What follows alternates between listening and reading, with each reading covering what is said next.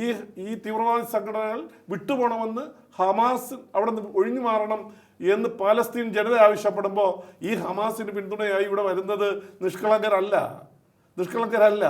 അതാണ് നമ്മൾ മനസ്സിലാക്കാനുള്ളത്. അപ്പോൾ ഒരു സംഭവം ഉണ്ടാകുമ്പോൾ ആ പ്രശ്നങ്ങൾ പരിഹരിക്കണമെങ്കിൽ മനുഷ്യത്വത്തിൻ്റെ രീതിയിൽ പ്രശ്നങ്ങളെ കാണാൻ നമുക്ക് കഴിയണം. ഇതേപോലെ ഞാൻ ചോദിക്കട്ടെ, ഇതേപോലെ നമ്മളിപ്പോൾ കുട്ടികളെ ആക്രമിക്കുന്നു എന്നൊക്കെ പറഞ്ഞു. 26 ആളുകളെ പൽഹാമിൽ കൊന്നില്ലേ? എന്ത് തെറ്റാ അവർ ചെയ്തത്? ഏതെങ്കിലും രാഷ്ട്രീയ പാർട്ടിയുടെ പ്രവർത്തനത്തിന് പോയോ? ഏതെങ്കിലും മതത്തിനെതിരായി പ്രവർത്തനത്തിന് പോയോ?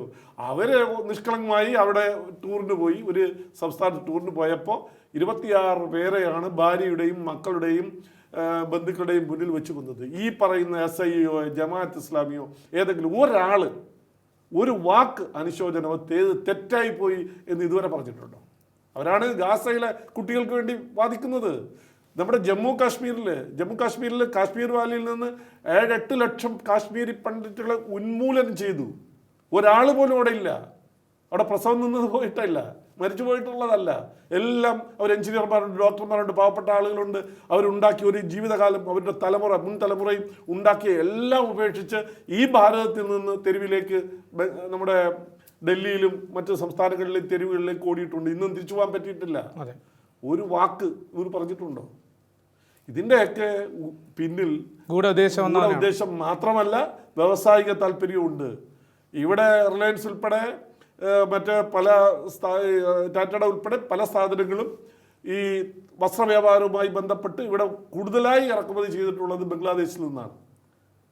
ആ ബംഗ്ലാദേശിൽ നിന്ന് ഇപ്പോൾ അതുപോലെ തുർക്കി മേഖലയിൽ നിന്നാണ്. ഈ പൽഗാം ആക്രമണത്തിൻ്റെ പശ്ചാത്തലത്തിൽ തുർക്കി സ്ഥാപനങ്ങളിൽ നിന്ന് വരുന്ന ചെറിയ ചെറിയ വെജിറ്റബിൾ പോലും അല്ലെങ്കിൽ പഴവർഗ്ഗങ്ങൾ പോലും ഇവിടുത്തെ തെരുവ് കച്ചവടക്കാരായ ആളുകൾ പോലും ബഹിഷ്കരിക്കാൻ, ഇന്ത്യയോടുള്ള കടപ്പാട് സ്നേഹം വെച്ചുകൊണ്ട് ബഹിഷ്കരിക്കാൻ തയ്യാറായിട്ടുണ്ട്. അവിടെ നിന്നുള്ള സാധനങ്ങൾ ആരും ഇവിടുത്തെ വ്യവസായികൾ എടുക്കുന്നില്ല. അങ്ങനെ വന്നപ്പോൾ ഇവിടെയുള്ള വ്യവസായങ്ങളും ഇവിടുത്തെ നമ്മുടെ ഭാരതീയമായ രീതിയിൽ ഡെവലപ്പ് ചെയ്യുന്ന സാധനങ്ങൾ വികസിപ്പിച്ചപ്പോൾ അതിനെ തകർക്കുക എന്നുള്ളതാണ്. അതാണ് ഞാൻ ആദ്യമേ പറഞ്ഞത്, ഈ സാമ്പത്തികമായി തകർക്കുക, അതിലൂടെ ഇന്ത്യയെ മൊത്തത്തിൽ തകർക്കുക എന്നുള്ളത്. അത് തിരിച്ചറിയാൻ ഇവിടുത്തെ ജനങ്ങൾക്ക് കഴിയും. കാരണം ഒരു നിർണായക ഘട്ടത്തിൽ ഭാരതം ഭീഷണി നേരിടുന്ന സമയത്തിൽ സടകുടഞ്ഞ് എഴുന്നേൽക്കുന്ന ഒരു സമൂഹമാണ് ഇന്ത്യയിലുള്ളത്, പ്രത്യേകിച്ച് കേരളത്തിലുള്ളത്.